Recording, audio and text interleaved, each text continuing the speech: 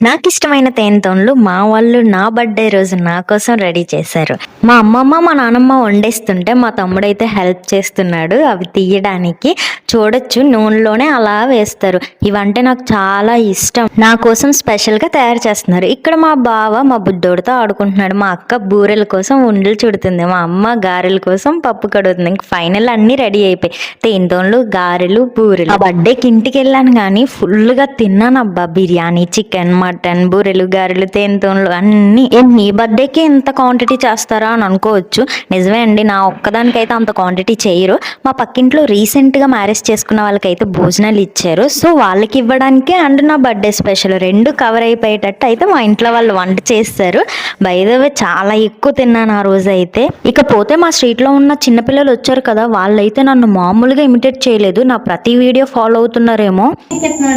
మా తమ్ముడు చూడండి ఎలా చేసి